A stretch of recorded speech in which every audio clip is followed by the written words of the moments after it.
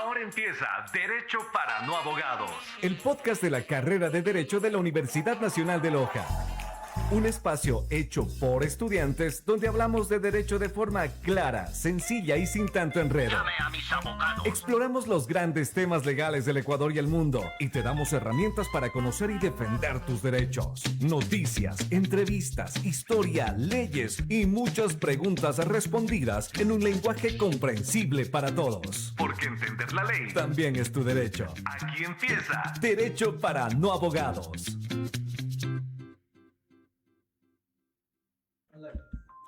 Buenas tardes, queridos radioescuchas de Derecho para no abogados. Es un placer el poder volver a estar aquí en este nuevo episodio de Derecho para no abogados. Mi nombre es Juan Carlos Cueva y me encuentro acompañado de dos personas, dos compañeros que estamos en el camino de convertirnos en profesionales del derecho. ¿Cómo están?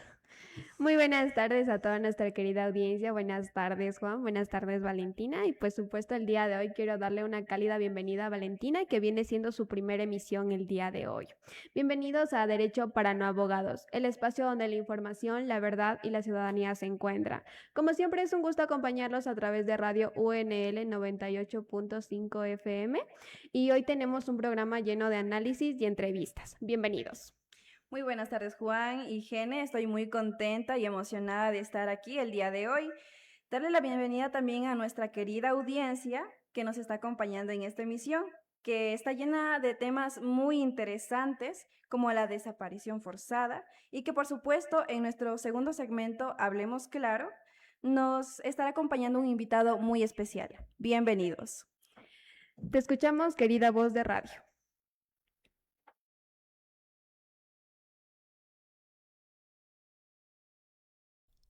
Tener derechos no sirve de mucho si no sabes cuáles son. Este es el espacio donde te explicamos fácil, rápido y directo lo que deberías saber como ciudadano. En Derecho para no abogados. Conoce tus derechos. Muy bien, iniciamos nuestro primer segmento, Conoce tus derechos. Hoy abordaremos una de las problemáticas más dolorosas y profundas, la desaparición forzada. Un tema duro pero indispensable de analizarla. Para entender su magnitud, iniciamos con una pregunta muy importante. Gene, ¿podrías decirnos qué es la desaparición forzada? Claro, vale, y muy buen inicio de pregunta, la verdad, porque hay que tener claro para entender que este tema, primero definamos qué es. No estamos hablando de una persona que decide irse por su cuenta, ni de un secuestro común cometido por bandas criminales, todo lo contrario. La desaparición forzada ocurre cuando agentes del Estado como militares, policías o personas con el apoyo del mismo actúan arrestando, detienen o secuestran a la víctima y luego niegan tener a esa persona o simplemente no quieren dar la ubicación o locación de esta misma. Básicamente colocan a la víctima fuera de un régimen legal y, por supuesto, en una absoluta vulnerabilidad. Es escalofriante pensarlo de esa manera, Gene. De hecho, desde el punto de vista del derecho internacional, será catalogado como uno de los delitos más graves que se puede cometer.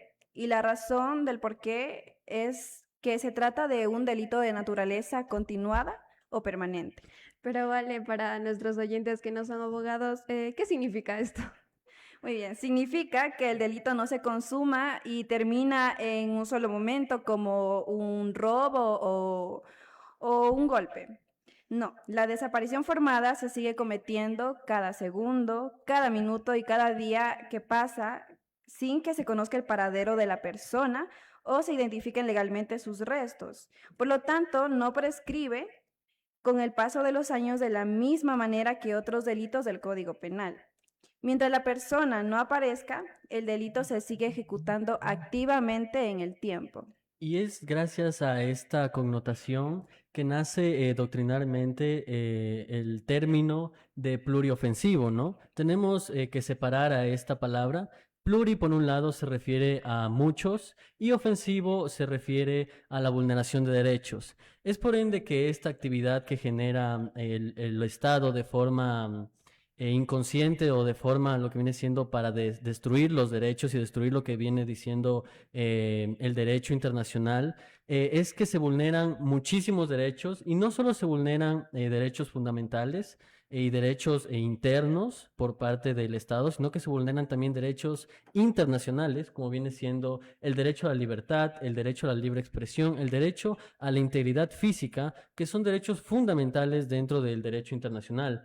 También tenemos que la Corte Interamericana de Derechos Humanos ha sido muy clara y muy tajante, sobre todo con el tema de este tipo de desapariciones en los países que suscriben este tipo de tratados.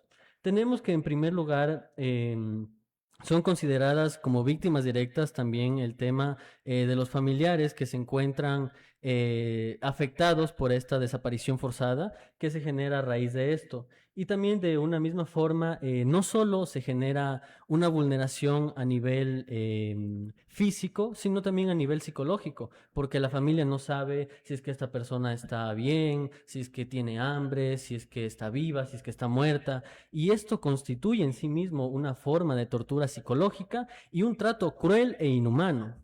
Y totalmente contigo, Juan Carlos, porque vivir esa angustia es totalmente destructivo y sobre todo para las familias. Y socialmente esto es un daño colectivo que se causa cuando el Estado, que es la institución que debería ser quien protege y hace validar nuestros derechos, cristalizarlos, utiliza un monopolio de destrucción para generar este tipo de situación en la sociedad. Y por supuesto, por completo, hace un pacto social muy grande. Y claro, esto genera un clima de terror, desconfianza e indefensión generalizada.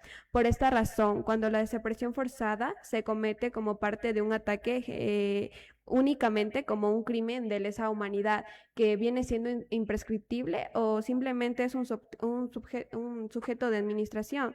Esto quiere decir que pues obviamente el Estado, como ya lo mencionamos anteriormente, viene siendo quien cristaliza nuestros derechos, o sea, imaginar que es el mismo quien los vulnera y no los hace valer para nada.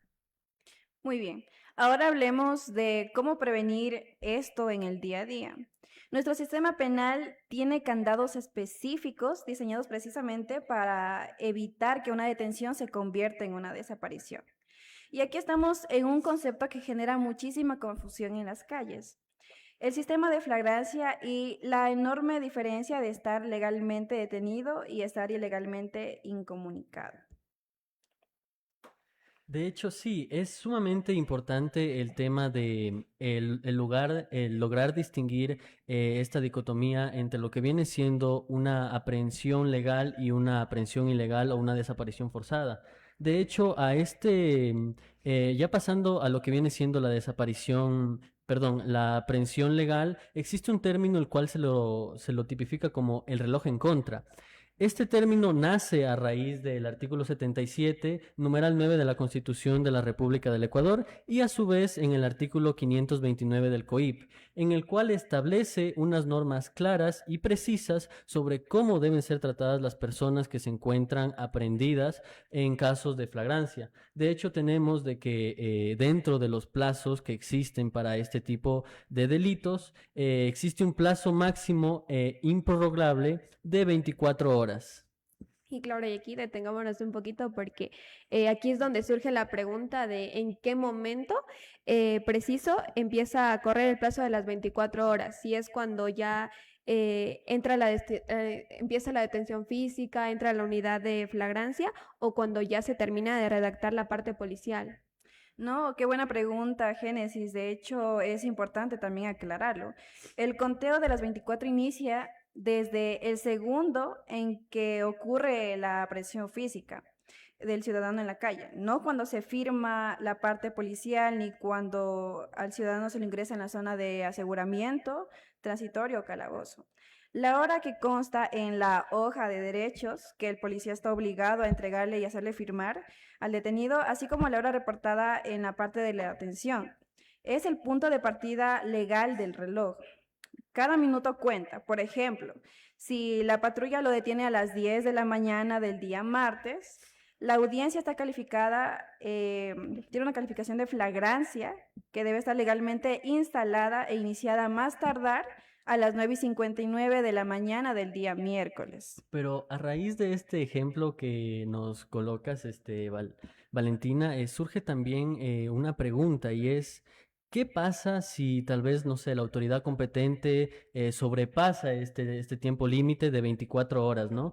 ¿Qué es lo que pasa si tal vez sobrepasan por un minuto, por 5 minutos, ¿no? Y tal vez hay alguna razón justificada, no sé, tal vez el fiscal tuvo mucho trabajo, tal vez el juez estuvo demasiado ocupado. ¿Qué es lo que pasa? ¿Qué consecuencia tiene esto? Muy bien. Las consecuencias es tajante y no admite excusas. De hecho, la detención se vuelve inmediatamente ilegal y arbitraria. En ese mismo instante, el juez penal que instala la audiencia de flagrancia tiene la obligación constitucional de declarar la ilegalidad con la detención y ordenar la inmediata libertad del ciudadano.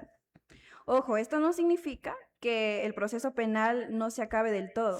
La Fiscalía puede seguir investigando a la persona en libertad, así lo considere apropiado, pero la privación de la libertad física termina de inmediato. Además, ese retraso genera responsabilidades administrativas, disciplinarias y potencialmente penales para los policías y fiscales que causaron la demora por negligencia.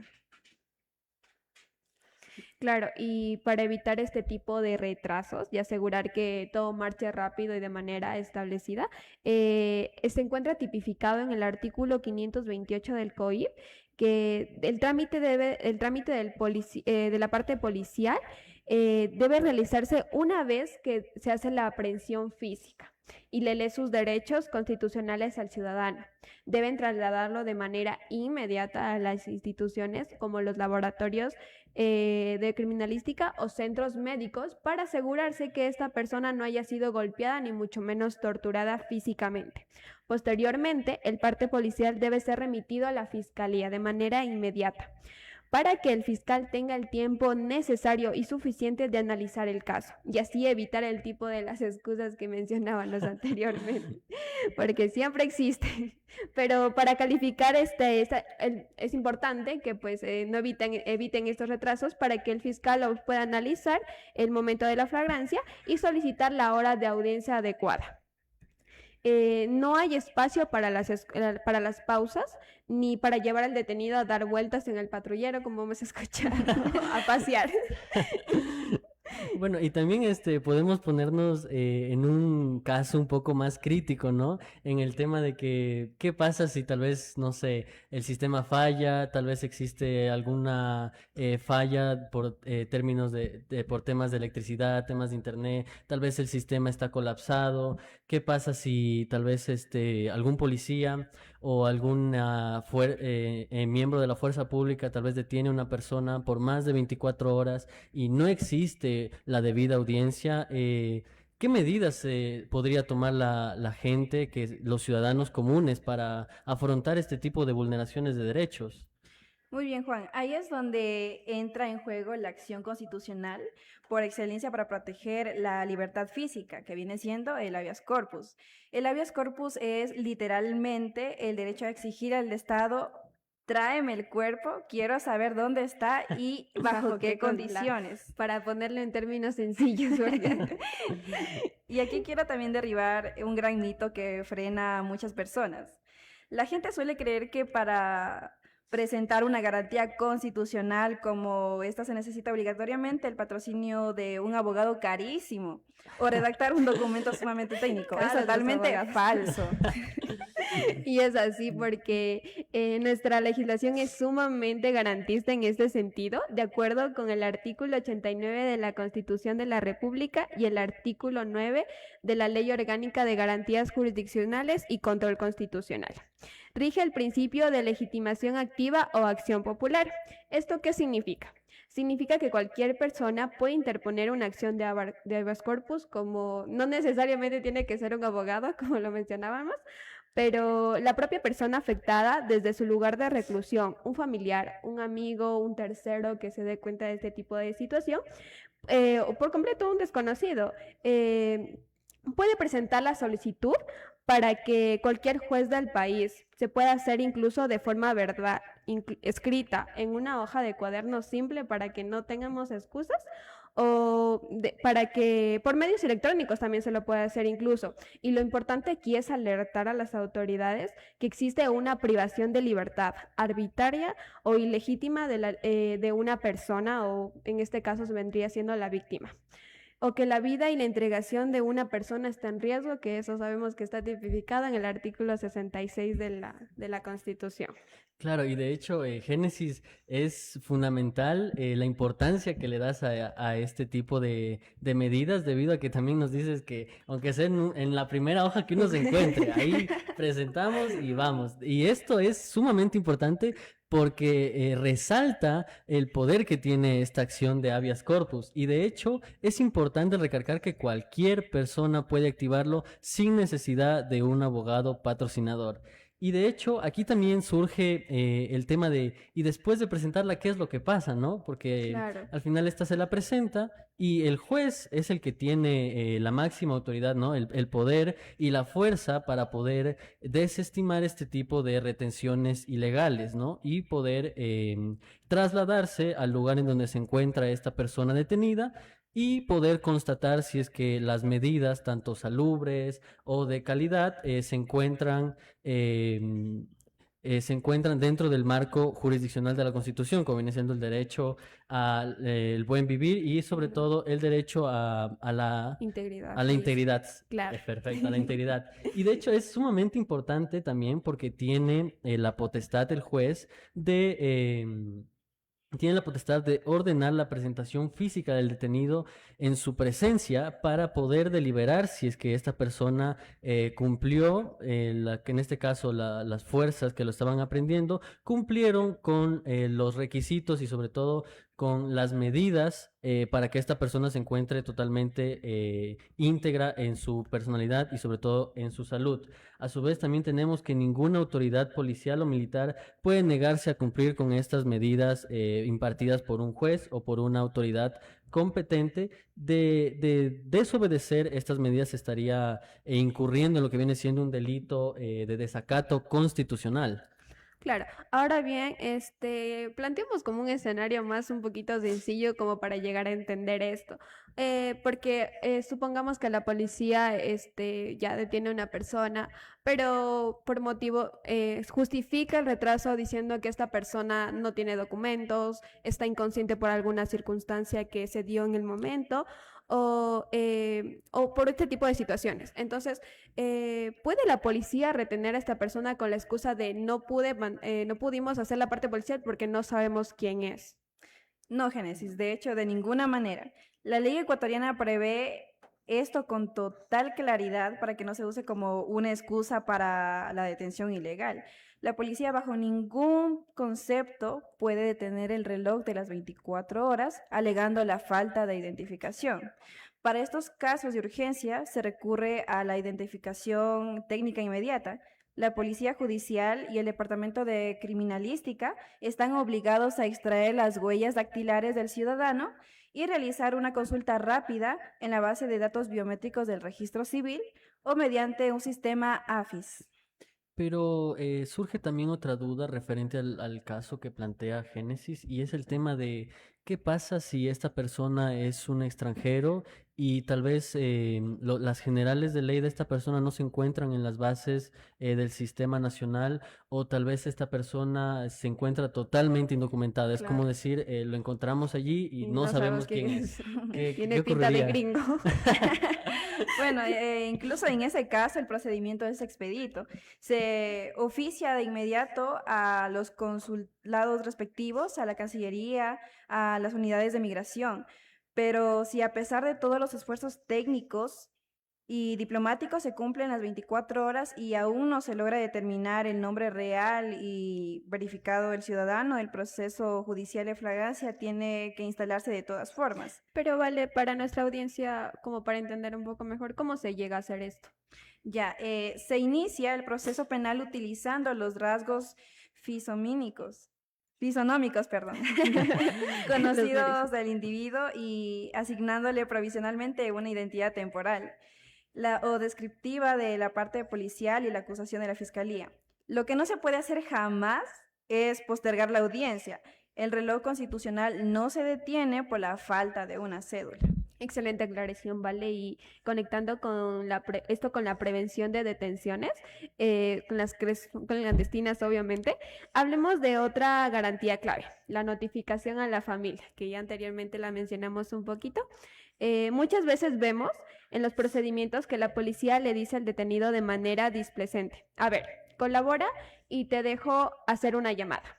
Cuando tenemos que tener claro que hacer una llamada es un derecho constitucional. Como si fuera que le estuvieran haciendo un favor, todo lo contrario. Por ejemplo, también en un acto de voluntad de los agentes de tránsito o de la policía. Queremos ser sumamente claros en el día de hoy, en este caso, que esto no es un favor. Esto no es un favor y hay que tener sumamente claro que esto está tipificado en la ley, que es un derecho y siempre se los tienen que leer al momento que son detenidos por cualquier agente del Estado. El artículo 77, numeral 4 de la Constitución de la República prescribe que desde el primer segundo de la detención, la persona tiene el derecho inalienable de conocer de forma clara los motivos de su detención, la identidad de los agentes que lo detienen y a comunicarse de inmediato con un familiar o una persona de confianza, así como con su defensor público o privado. Como ya sabemos, si no tiene acceso a un defensor privado, se les asignará un público. Las autoridades tienen la obligación legal de facilitar y certificar esta comunicación entre el detenido, su abogado o sus familiares. Esta notificación inmediata es la herramienta más poderosa que llegan a tener en ese momento los ciudadanos para evitar que sea una detención ilegal, que se desvíe y termine convirtiéndose totalmente en una desaparición clandestina, sin saber el paradero de esta persona, de que se desaparece de la noche a mañana y no sabemos en dónde está o con quién está, y se tomen los recursos de buscarlos. Entonces, para evitar este tipo de situaciones es necesario tener claro que esto es un derecho, esto es algo que todo el tiempo se tiene que hacer, por más que la policía diga, no, yo soy la autoridad, nada que ver. Yo creo que la verdad es que este segmento de Conoce tus derechos ha sido bastante fundamental y bastante esclarecedor para despejar dudas referente a lo que viene siendo la desaparición forzada, a lo que viene siendo estas detenciones ilegales, ¿no? Y de hecho yo creo que esperamos nosotros, como el Club Radial Derecho para No Abogados, que este tipo de conversaciones sean de fundamental trascendencia y de impacto para los radioescuchas que nos sintonizan a través de la 98.5, ¿no? Pero haciendo un poquito de recuento y una síntesis referente a lo que vimos en este segmento, tenemos que la desaparición forzada es un crimen tipificado de lesa humanidad, tipificado tanto en el ámbito interno como en el ámbito externo, en los tratados y convenios internacionales. Tenemos que también es una violación gravísima a lo que viene siendo los derechos humanos por parte de los estados, debido a que los estados tienen la obligación fundamental de proteger a los ciudadanos. Y de hecho, esa es uno de los pilares por los cuales el Estado se crea. También tenemos que este tipo de desapariciones forzadas no solamente influyen dentro de lo que viene siendo el derecho a la libertad, sino que vulneran muchísimos más derechos. Es un abanico de derechos los que vulneran, y es por eso que este tipo de desapariciones son castigadas por lo que viene siendo la Corte Interamericana de Justicia y la Corte de los Derechos Humanos.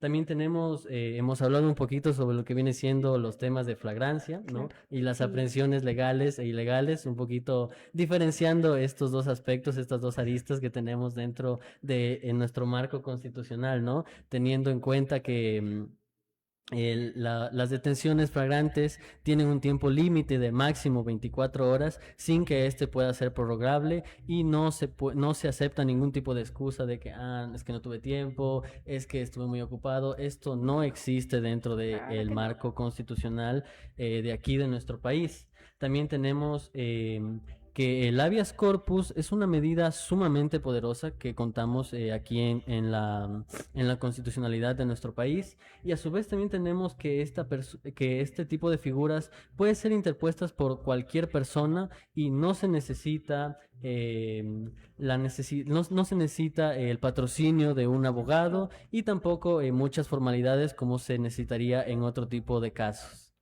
Así es, Juan Carlos. El mensaje principal para quienes nos escuchan desde casa, en sus autos o en sus lugares de trabajo es sencillo. El poder del Estado tiene límites claros. ¿Y dónde los encontramos estos límites? Están escritos en la Constitución para protegernos a todos. El control ciudadano, la educación legal y el exigir que se cumplan las leyes y los tiempos establecidos en el COIP son la única garantía para mantener una sociedad democrática justa. Claro, así es, Vale y Juan. Es importante tener súper claro nuestros derechos y para esto nosotros como estudiantes de la carrera misma creamos este tipo de espacios para que así la gente que nos escucha, nuestra audiencia, nuestros familiares y amigos estén informados totalmente de lo que es importante para nosotros conocer como ciudadanía. No dependemos totalmente del Estado porque, como hemos visto, a veces el Estado puede llegar a abusar un poquito de sus poder, por decirlo así, pero como nosotros como ciudadanos conociendo los derechos y lo que está tipificado legalmente en la Constitución, podamos hacer validar y cristalizar los mismos. Muchísimas gracias Valentina y Juan Carlos por este espacio, ha sido un espacio muy increíble, hemos reído y más que todo conociendo nuestros derechos. Y gracias a toda nuestra audiencia por acompañarnos en este primer segmento. Con esto, bueno, cerramos nuestro segmento Conoce tus derechos y los invitamos a continuar con nosotros, que empezamos con nuestro segundo segmento después de una pausa. Gracias.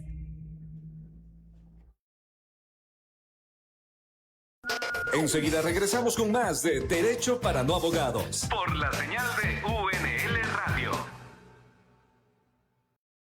Todo el tiempo en ese viaje radial. En otras noticias, Universidad Nacional de Loja. Hubo un tiempo en que de la UNL solo se escuchaban malas noticias. ¿De verdad, abuelito? Hoy somos top. ¿Top? ¿Y eso qué es? Que estamos entre las 5 mejores U públicas del país según varios rankings internacionales. ¿Rankings internacionales? Sí, Times Higher Education mide calidad académica. Webometrics mide qué tanto impacto tiene la U en el mundo digital. Y UI Green Metric su compromiso con la sostenibilidad. Siempre supe que la UNL estaba para cosas grandes. No es un logro aislado, es el camino que continuamos transformando. Ser UNL es top.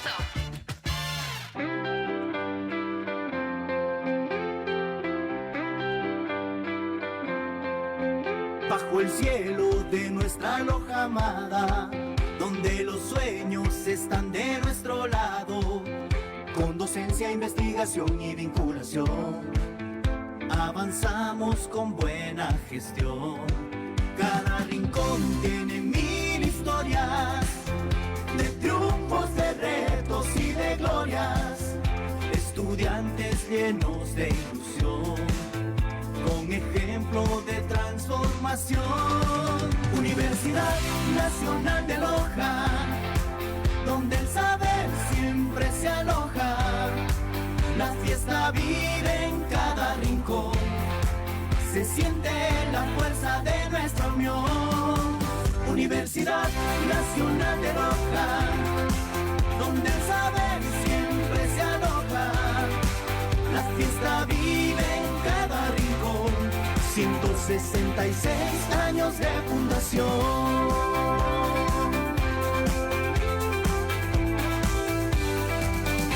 Universidad Nacional de Loja, la transformación continúa.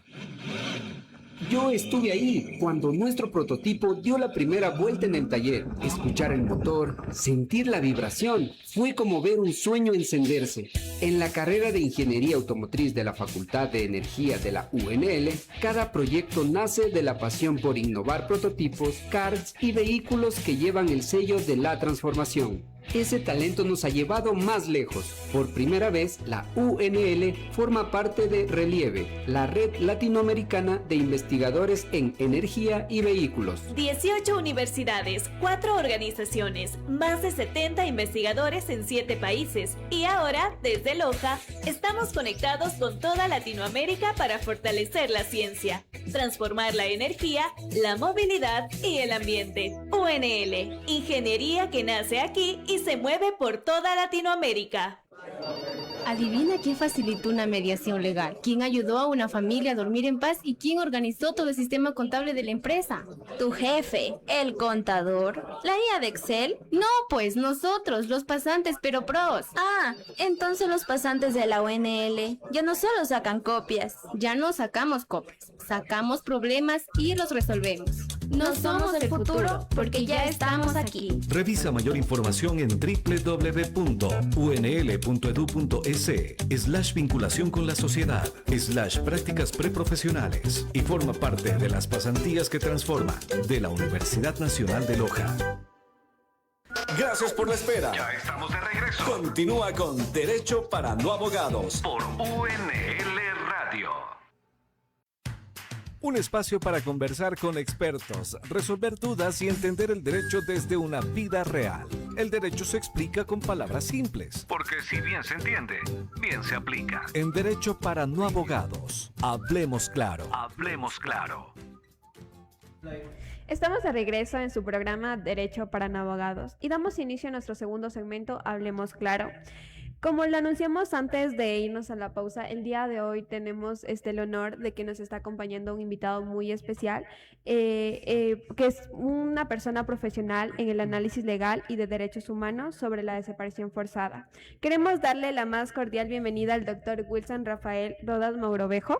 Él es abogado de los juzgados y tribunales de la justicia por la Universidad Técnica Particular de Loja. Magíster en Derecho Penal con mención en Derecho Procesal Penal por la misma institución y magíster en Derecho Constitucional con mención de Derechos Humanos por la Universidad Nacional de Loja. Además, cuenta con una destacada trayectoria en la función judicial como asistente administrativo en la Corte Provincial de Justicia de Loja y técnica provincial en el Consejo de la Judicatura. Ha sido docente en la UTPL y actualmente es docente a tiempo completo de la Universidad Nacional de Loja y profesor de posgrado. Estamos, estimado doctor Wilson, una cordial bienvenida y gracias por acompañarnos el día de hoy. Muy buenas tardes, doctor. Es un honor tenerlo aquí el día de hoy, acompañándonos en esta sección. Muchas gracias por acompañarnos el día de hoy, doctor, y bienvenido. De igual manera, doctor, perdón, doctor. Sigan. De igual manera, es muy grato para nosotros tenerlo aquí en el programa de Derecho para No Abogados, sobre todo para esclarecer varias dudas referente a lo que viene siendo la desaparición forzada. Pero antes de iniciar, queremos que nos cuente, doctor, cómo es su experiencia dentro de la Universidad Nacional de Loja y cómo es que se siente de estar aquí en la UNL Radio. Bueno, muchísimas gracias. En primer lugar, quiero saludar a todas las personas que nos escuchan, tanto por las páginas institucionales como por la sintonía de esta radio. Sí, felicitar muchísimo también a este programa de Derecho para No Abogados. Me parece súper interesante este nombre porque creo que lo importante es que los problemas jurídicos no solo los comprendan los abogados, sino el común denominador, ¿no es cierto? Entonces no es la primera vez que estoy en la radio. Para mí siempre es un gusto formar parte de estos espacios que siempre dejan en alto el nombre de nuestra Universidad Nacional de Loja, y felicitarlos también a ustedes que son abogados ya en formación y que siempre es importante debatir y conversar sobre temáticas de relevancia jurídica actual. Bueno, doctor, y para empezar y para abordar referente al tema, tenemos la primera pregunta, que es ¿cómo se define jurídicamente el término de desaparición forzada dentro del derecho internacional y sobre todo de los derechos humanos? A ver, me parece que este delito, porque es un tipo penal que está lógicamente regulado y determinado en el Código Orgánico Integral Penal, es una institución jurídica un poquito compleja y extensa a la vez, porque aquí no solo vemos una aplicación directa de la norma penal ecuatoriana, sino vemos que este delito se extrapola también al derecho internacional, a los derechos humanos, y tiene una protección también supranacional. A mí me gusta partir siempre analizando estos problemas jurídicos desde la norma, ¿no? Y también entendiendo que nuestro derecho penal actual no es un derecho penal solo, digámoslo así, sino que es un derecho penal constitucionalizado, es decir, que depende siempre de la aplicación y el análisis directo de la Constitución. Verbigracia, el artículo 424 de la Constitución, si mal no estoy, también obliga, pues lógicamente en base a la jerarquía de las normas, que cuando existan tratados o convenios internacionales que protejan o tutelen en mayor medida derechos humanos, incluso prevalecen sobre la Constitución. Entonces, perdón que me extienda un poquito en este punto, pero es muy importante que todas las personas que nos escuchan conozcan de esta constitucionalización del derecho penal y sobre todo que, si bien el derecho penal busca por medio del titular y promotor de la acción penal pública, que es la Fiscalía, hacer efectivo ese ius puniendi, siempre esta capacidad coercitiva o punitiva del Estado tiene que darse en el margen de la protección de los derechos. Eso como un pequeño preámbulo, ¿no? Es muy bonito, yo siempre en mis clases o cuando estoy en algún congreso, es leer el tema del preámbulo, no solo del Código Orgánico Integral Penal, sino también de la Constitución. Y lo primero que encontramos en el Código Orgánico Integral Penal, y yo en las primeras semanas que tengo clases tanto de Derecho Penal cuarto ciclo como Procesal Penal quinto, les digo a mis alumnos, abran el Código Orgánico Integral Penal desde el inicio. ¿Y qué van a encontrar aquí? Encontramos todo lo que es la constitucionalización del derecho penal. Y me dicen, Doc, pero ya vimos derecho constitucional. No, es que el derecho constitucional no se deja de abordar nunca. No es con la finalidad de mencionar que tengo una maestría en Derecho Constitucional también, pero no creo que se puede aplicar de una forma correcta el derecho penal y procesal penal si no se conoce a fondo el derecho constitucional. Entonces, esta fusión de estas dos ramas del derecho es lo que nos permite equilibrar tanto la función punitiva del Estado y no considerarlo como un derecho penal del enemigo que parte de Yunder Jacobs, sino saber lo que es el garantismo penal que viene de Ferrajoli, ¿no? Entonces, ya refiriéndome directamente a la institución jurídica que tenemos que debatir o que es objeto de análisis el día de hoy, es esta figura de la desaparición forzada, que la mayoría de personas malentienden un poquito porque tiene similitud con la desaparición involuntaria, tiene similitud con el delito de secuestro, porque vemos que en todo tipo penal no es más que la descripción de una conducta, ¿no es cierto? Considerando conducta como movimiento corporal, es decir, que todo lo que las personas hacemos, a ver, tenemos este principio de libertad y de libertad ambulatoria en la sociedad, ¿no es cierto? Es decir, somos libres y tenemos, valga la redundancia, libre albedrío de hacer lo que nosotros consideremos correcto o incorrecto, ¿no? Pero siempre y cuando nuestro accionar, nuestra conducta no vulnere derechos fundamentales. Entonces es muy importante saber que el bien jurídico que protege esta descripción típica o esta tipología penal, en primer orden es la libertad, ¿no? Pero ya vamos a analizar, creo que asumo que me van a hacer algunas preguntas ligadas al fondo de los elementos constitutivos del tipo penal, no sé si partiendo un poquito desde la teoría del delito, pero es muy importante comprender que yo creo que el plus fundamental de este tipo penal de la desaparición forzada es la responsabilidad que pueda, siempre manejando el término correcto, la presunta responsabilidad que pueda tener el Estado, el ente estatal. Porque desaparecer a una persona por un común denominador que no pertenece al Estado, no es un servidor del Estado, no es sinónimo de desaparición forzada. Podría configurarse en una desaparición involuntaria, en un secuestro, que si bien tienen el mismo bien jurídico protegido, no hay actuar, sea por acción u omisión del Estado como tal. Ya vamos a ver que en la desaparición forzada juega un papel preponderante e importante el Estado como tal. Porque ¿quién es el que protege y tutela nuestros derechos? Es el Estado, ¿no es cierto? Entonces, por eso es un delito tan grave que prácticamente es, en palabras sencillas para que me comprendan, que el Estado me desaparezca. Es quien debe velar por mis derechos, pero se han dado casos. Ya vamos a ver, sin adentrarnos muy a fondo en honor al tiempo, que existen algunos casos emblemáticos también en Ecuador donde se ha podido verificar que podría estarse consumando esta descripción jurídica que está en el COIP. Eso como primer punto. Doctor, dentro de lo que viene siendo su preámbulo, nos habla sobre una diferencia y que no es lo mismo la desaparición forzada con la desaparición involuntaria. Para nuestros queridos radioescuchas, ¿cuál es la diferencia trascendental dentro de estos dos términos? ¿Por qué se diferencian? ¿Por qué son tan diferentes?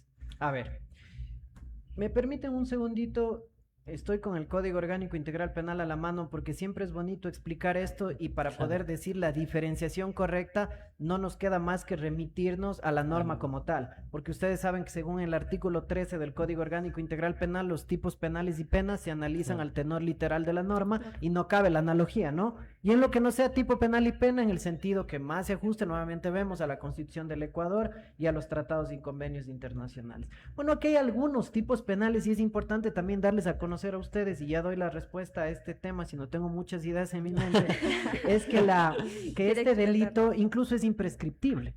No prescribe nunca. ¿Y por qué, por qué analizamos esta institución jurídica del tema de que no prescribe? Es por la sola situación de que al ser, hagamos un símil desde la teoría del delito con la antijuridicidad, principio de lesividad. Ustedes saben que mientras más grave sea la consumación del hecho delictivo, obviamente más alta va a ser la pena por principio de proporcionalidad y por ende la no prescripción de estos delitos, ¿no? Pero si ya nos adentramos un poquito al tipo penal como tal para responder la diferenciación correcta de esto, siempre yo les digo a mis estudiantes, a ver, leemos desaparición forzada. Pero ¿de dónde viene la desaparición forzada? Dicen, doctor, no puedo identificar el bien jurídico protegido.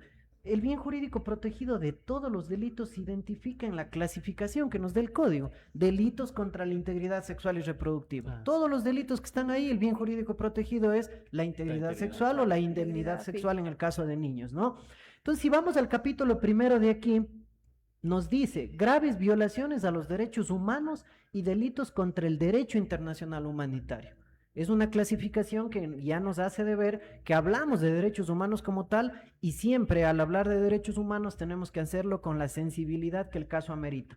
Y la sección primera son los delitos contra la humanidad como tal. Tenemos el genocidio, el etnocidio, el exterminio, la esclavitud y tenemos la desaparición forzada. Para poder dar a entender a quienes nos escuchan la diferenciación correcta, el tipo penal de desaparición forzada como tal nos dice la o el agente del Estado o quien actúe con su consentimiento. Entonces ya vemos como primer punto, como elemento objetivo del tipo penal al Estado. Entonces desde ahí voy a partir a la diferenciación. Y ustedes saben que para que un delito pueda ser demostrable o a una persona se le pueda declarar la materialidad de la infracción y la responsabilidad penal, se tienen que cumplir todos los elementos objetivos del tipo penal. Esto es como un rompecabezas que tiene que caber claramente en la conducta. Entonces, si hablamos de que una persona desaparece a otra que no pertenece al Estado, ya no podría haber desaparición forzada. Entonces, vemos que al inicio de la tipología penal nos habla de que la o el agente del Estado o quien actúe con su consentimiento, porque puede ser que no sea un servidor público, un policía o un militar, pero vemos que sí puede estar vinculado una persona que no siendo servidor público, que pertenezca a alguna institución pública, sí tenga el consentimiento del Estado para la participación.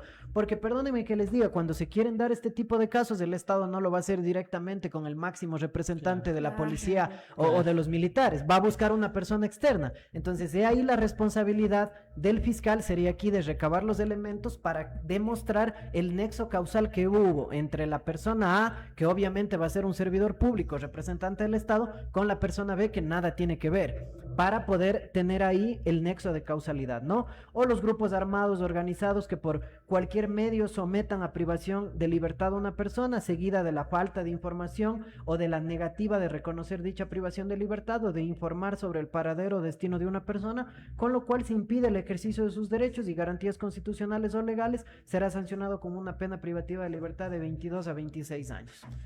Al hablar de la desaparición forzada. ¿Cuál sería la diferenciación correcta con la desaparición involuntaria? Aquí vemos que en la desaparición forzada, al inicio del tipo penal habla del Estado, ¿no es cierto? Claro. Entonces, en la desaparición involuntaria, vemos que también es importante ver a qué catálogo pertenece la desaparición involuntaria. Y si nosotros vemos, y ahí cabe la distinción correcta, está dentro del catálogo de delitos contra la libertad personal. Ya no está en los delitos contra la lesa humanidad. Entonces no es lo mismo. ¿Y por qué? Porque al inicio del tipo penal dice la persona que prive de la libertad, no habla de nada del Estado. Entonces vemos que la diferenciación radica en que en la una tiene algo que ver el Estado, tiene algún grado de participación el Estado y en la otra no. Ya lo voy a explicar en las preguntas concretas y directas a esto. No podemos penalizar al Estado porque es un ente digámoslo, de derecho público y los ámbitos de aplicación del derecho penal está el ámbito personal. El derecho penal es personalísimo, pero ya vamos a ver quién sí puede sancionar a estados y quién sanciona a personas, porque por más que al estado no se le pueda sancionar, va a haber una persona que vaya a ser quien comete el delito. Responsable, claro. Y Doc, la desaparición forzada, como lo comentábamos, tenía una característica jurídica particular. Mientras no se sepa el paradero de la persona, queriéndolo decir, el delito se sigue cometiendo día con día, que sigue pasando. ¿Por qué se dice esto y qué significa en la práctica que sea un delito permanente o continuado? A ver, ¿por qué hablamos de que hay delito permanente o continuado? Y voy a hacer una pequeña distinción. Hay delitos de resultado directo, digámoslo así, como algunos doctrinarios lo han mencionado. Voy a poner un ejemplo, un homicidio, un asesinato. Tenemos la persona que falleció y se acabó el delito. Claro. Y es un delito de resultado directo. ¿Por qué hablamos de que en la desaparición forzada es delito continuado? Porque no sabemos el paradero de la persona y por ende estos derechos se están vulnerando cotidianamente, y por esa simple lógica también lo que mencioné antes del tema de que son imprescriptibles. Al no saber el paradero de la persona, y les voy a dar la respuesta correcta que está en la norma, el articulado necesario aquello de por qué sería un delito continuado, y esto está específicamente en el artículo 585. ¿Y por qué traigo a colación esto? No sé si ustedes saben que cuando una persona, verán, vamos al artículo 585 de duración de la investigación previa, es decir, cuando el fiscal está investigando, ¿no es cierto? Dicen los casos de desaparición de personas, artículo 585, numeral 3. En los casos de desaparición de personas no se podrá concluir la investigación hasta que la persona aparezca o se cuente con elementos necesarios para formular una imputación por el delito que corresponda, no sea independientemente el delito que sea, fecha desde la cual empezarán a correr los plazos de prescripción. Y lo más importante es el segundo inciso del numeral 3. Para efectos de la investigación se presumirá que la persona desaparecida se encuentra con vida. Hasta el último. Así pasen, perdón el término, 100 años. Se tiene que presumir que está con vida. Entonces, por eso es un delito continuado, porque no sabemos el resultado. Puede ser que se haya consumado la desaparición forzada como tal, pero no sabemos el resultado, no sabemos si esa persona está siendo víctima de trata de personas, de tráfico de órganos, de esclavitud. Entonces, esta incertidumbre jurídica de no saber el paradero de una persona, por simple lógica, hay una diferenciación con los delitos de resultado directo y por ende es un delito permanente o continuado que se sigue consumando día a día. Muy bien. También tengo una pregunta. ¿En qué contexto histórico surge la figura de desaparición forzada, como práctica sistemática en América Latina? A ver, este tema de la desaparición forzada, más o menos, si mal no estoy, es desde el año 1920. Se ha venido ya desarrollando y han habido algunos casos, digámoslo, emblemáticos en el Ecuador. Sin embargo, antes no tenían esta tipología como tal. Esto también nace un poquito y siempre el apoyo que tenemos de esta constitucionalización y de esta internacionalización del derecho penal, que gracias a también, porque no vamos a decir que el primer caso de desaparición forzada se dio en Ecuador, han habido casos en Argentina, Chile, en Perú, entonces viene de ahí, porque ustedes saben que el derecho comparado también es considerado fuente del derecho, también, ¿no? Porque hay ciertas tipologías que es muy importante compararlas con otras legislaciones, entonces este tema de la desaparición forzada ya viene desde hace algún tiempo, sino la tipificación correcta que se le da ahora en el código, porque antes, en legislaciones anteriores, no estaba regulada directamente como una responsabilidad hacia el Estado, y ahí la intención y la finalidad de los legisladores de vincular al Estado ahí, al Estado en esto. ¿Por qué? Porque el Estado es el responsable de tutelar y garantizar nuestros derechos, y en la mayoría de casos son ellos que no han sabido decir el paradero de las personas. E incluso es algo cotidiano también el tema de habeas corpus que existe hacia los directores de las cárceles. Y por eso se ha reformado bastante esta situación. Dice que cuando se desconoce el paradero de la persona se podrá presentar en cualquier lugar, me parece el tema de competencia, y por cualquier persona.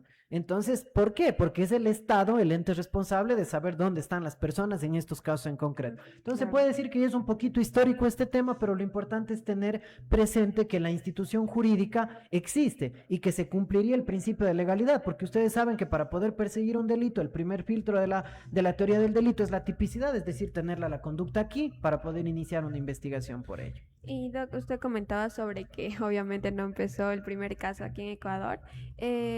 Para entrar un poquito ya en la historia ecuatoriana, ¿cuándo y por qué comenzó a sistematizarse este fenómeno en Ecuador? A ver, este fenómeno empieza a tener un poquito de luz y sin entrar a colación, porque, a ver, no es objeto el día de hoy y tampoco es mucho de mi agrado este tema, viene muchísimo de temas también políticos. Claro, viene mucho de temas políticos porque, y ese es el principal problema jurídico que yo veo en la correcta aplicación del derecho en el Ecuador, es que no existe independencia judicial.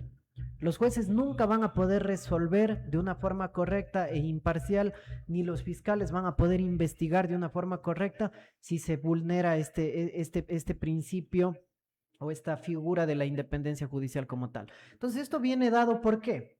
Porque dependiendo, no quiero hablar de un caso en concreto, de los intereses del Estado, los intereses políticos, conviene desaparecer a ciertas personas que están causando algún problema en esa práctica de una política de Estado que yo pueda tener. Entonces, por eso es que se han dado estos casos, pero no necesariamente, porque también han habido algunos casos en el Ecuador que nada tienen que ver con el tinte político y que desaparecen personas. Ya vamos a analizar un poquito, hay caso Fibeca, caso Las Malvinas, que creo es el más reciente.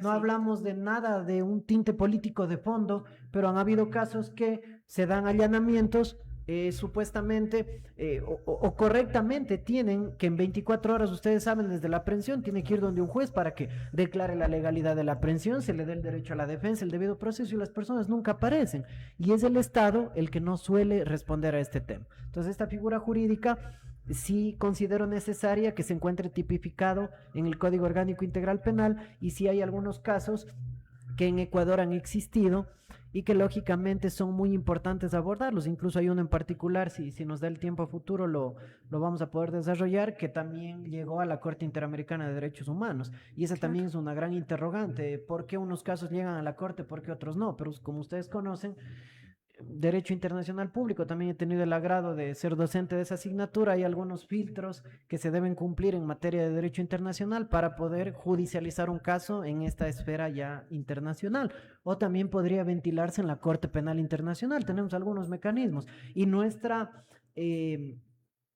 jurisdicción o competencia, digámoslo específicamente, jurisdicción también es universal. Hay casos que se pueden ventilar en otras cortes dependiendo lógicamente de la magnitud de cada uno de ellos.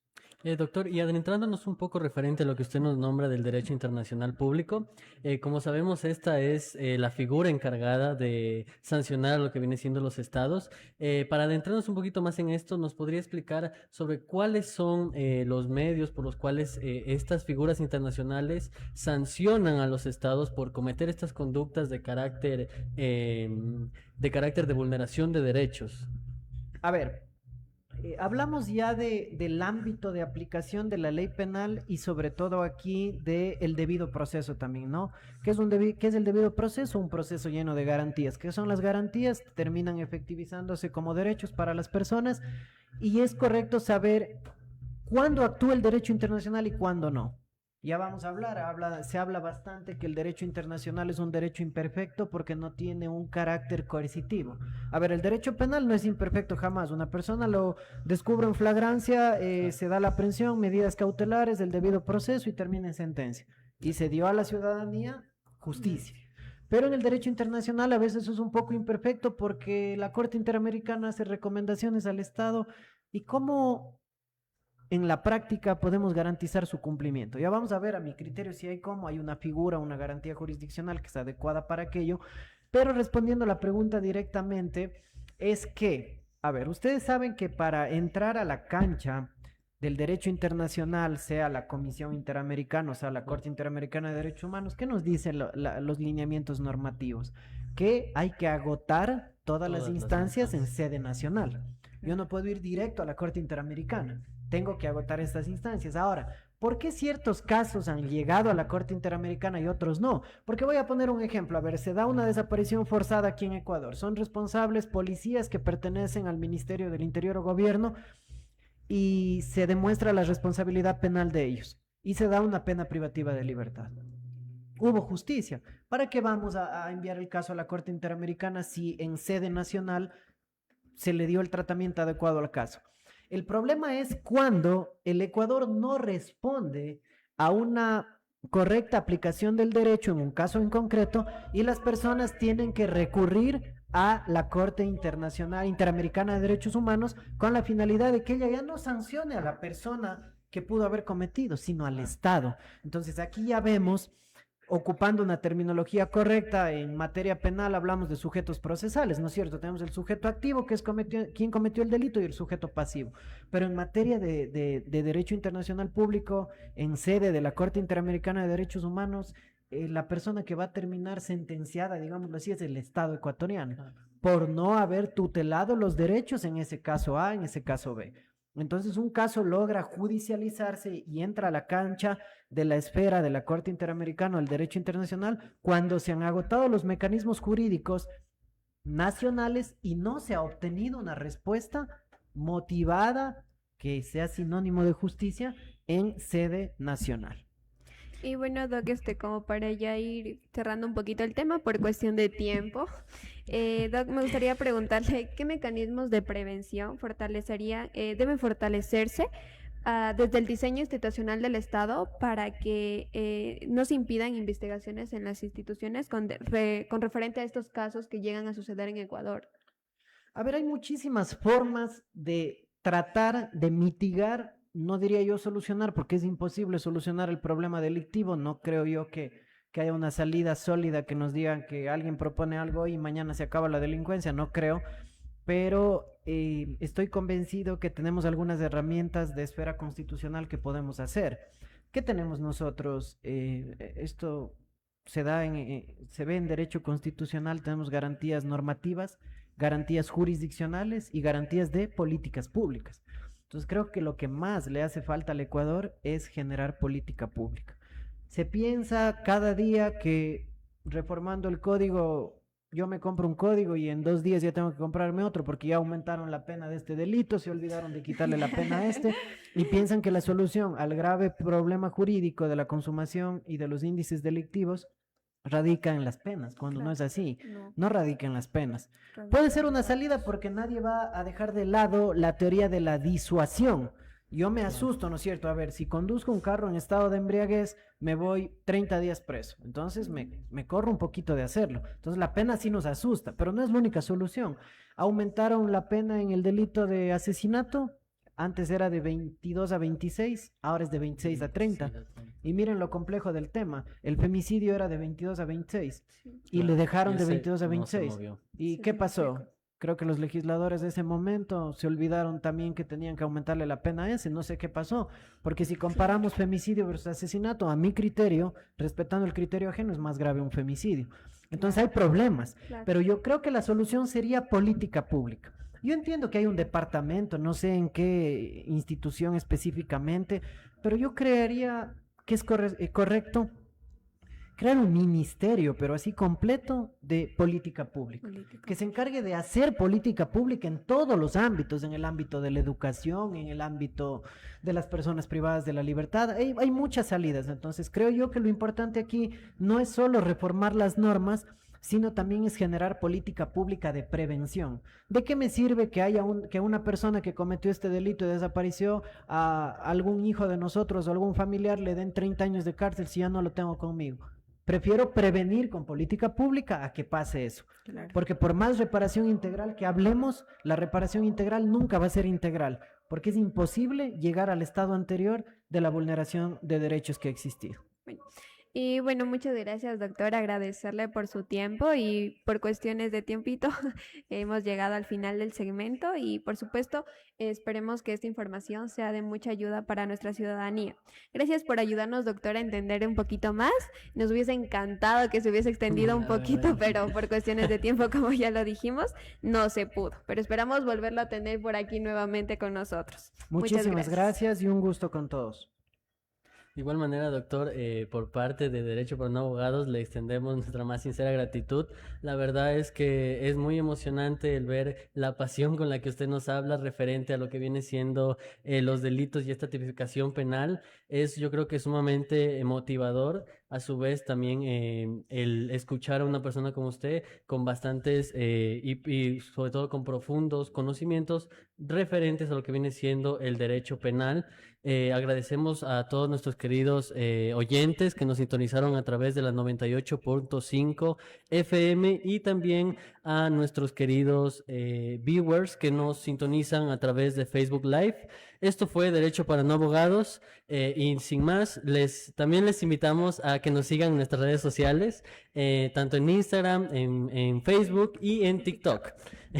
Muy bien, también ha sido un total gusto acompañarlos el día de hoy en esta grandiosa emisión que estuvo llena de muchos análisis y conceptos súper interesantes que nos lleva a la realidad que vivimos día a día. Nos vemos en una próxima emisión.